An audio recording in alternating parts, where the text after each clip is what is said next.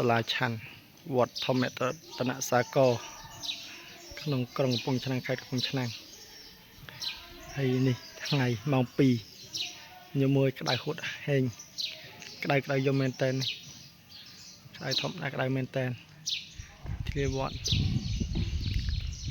នេះខឿនមហាពោធិព្រឹក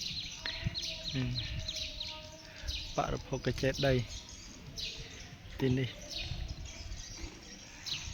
ទេសភាពមានដើមឈើច្រើនខ្ញុំបានដាំដើមឈើបានច្រើន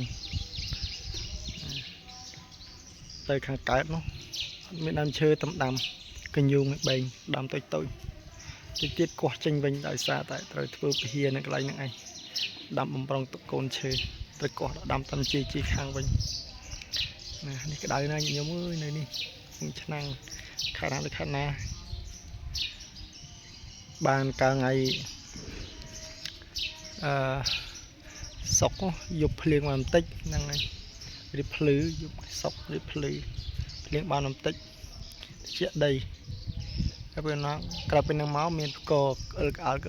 តែអត់មានភ្លៀងមក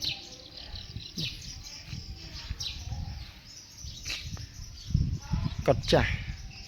គាត់ពីដើមមក4បន្ទប់រៀបចំធ្វើឲ្យស្អាតឡើងវិញសាបអស់ហើយ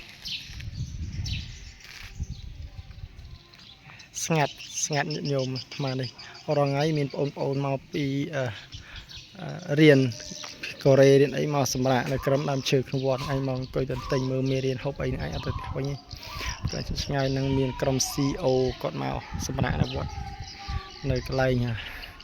សឡុំណាកន្លែងធ្វើសង្ឃកម្ម